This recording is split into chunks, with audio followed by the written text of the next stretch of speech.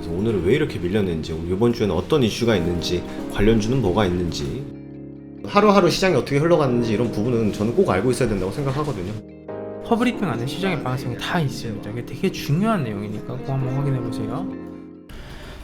네, 안녕하세요. 허브경제TV의 최호영입니다. 오늘 볼 종목은요, SM이라는 종목을 좀 보도록 하겠습니다. 저희가 허브리핑이라는 영상을 매일같이 새로운 내용으로 보내드리고 있습니다. 이거 무료로 제공해 드리는 거니까 부담 갖지 마시고 언제든지 저희한테 카톡 친구 추가하시고 허브리핑 보내달라 요청을 하시면 됩니다. 허브리핑 같은 경우는요, 뭐 시황이라든지 아니면 재료 관련해서 저희가 설명을 해놨습니다. 그러다 보니까 오늘 시장을 정리하는 데 충분히 도움이 될 만하고 내일 시장을 또 대비하는 데에도 도움을 받을 수 있는 그런 영상이다 라고 좀 말씀을 드리겠습니다. 일단은 뭐 내년에 오프라인 공연 시작을 한다라고 하죠.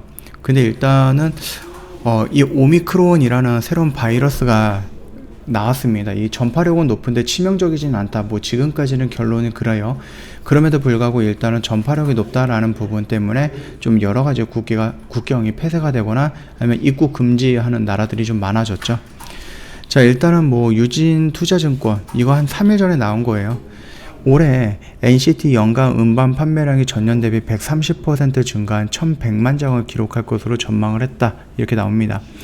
2분기 NCT 드림, 3분기에는 NCT 127, 4분기에는 NCT 2021로 연이어 활동하면서 올해 내년 견조한 실적을 보여줄 것으로 전망을 한다. 이렇게 좀 나와 있죠.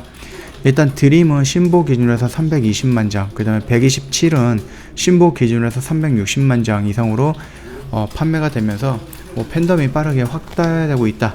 내년 중 그 NCT 고정 유닛 새로 데뷔하면서 NCT가 뭐 이끄는 실적 성장은 뭐 내년에도 지속이 될 것이다. 이렇게 좀 전망이 나오고 있습니다. 또 내년에 소속 아티스트들의 활발한 오프라인 투어가 또 기대가 된다라고 하는데 NCT 127은 국내 콘서트 3회 시작해서 월드 투어를 진행할 것으로 예상이 되고 있고요. 드림과 완전체 역시 오프라인 투어 가능성 열어놓고 있다. 이렇게 좀 보시면 됩니다. 상장 엔터사들이 모두 NFT 사업 진출 의사를 밝혔습니다. 그래서 SM도 관련 시장 진출에 대해서 여러 가지 고민을 하고 있을 것으로 보고 있고요.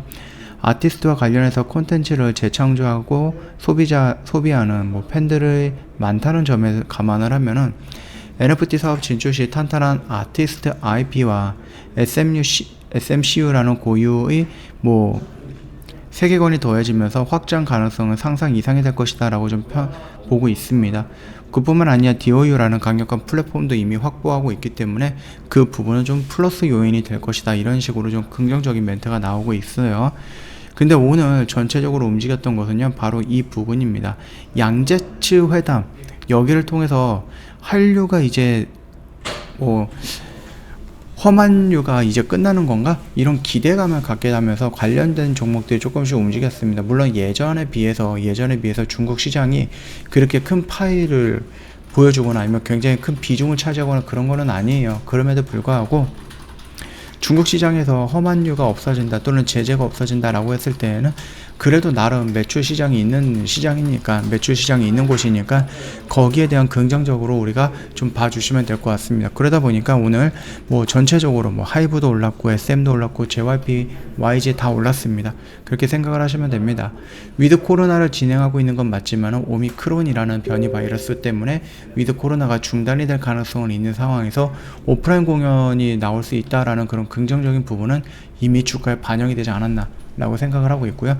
그렇다고 했을 때 그 주가에 반영이 됐던 부분은 만약에 오프라인이 안 된다 라고 했을 때는 실망으로 확 변하겠죠.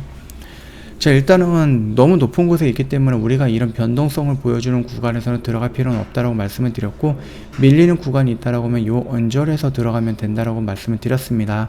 여기서 이제 분할로다가 접근을 한다라고 하면은 다시 한번 올라가는 이 언저리 구간까지는 충분히 반등이 나오지 않을까 그렇게 생각을 한다. 그렇게 말씀을 드렸죠. 충분히 여기서는 일단은 좀 진행을 하시면 될 것 같고, 혹시라도 요 라인을 이탈한다 그러면 좀 빠르게 물량을 좀 정리하는 것도 괜찮은 방법이다 라고 좀 설명을 드릴게요.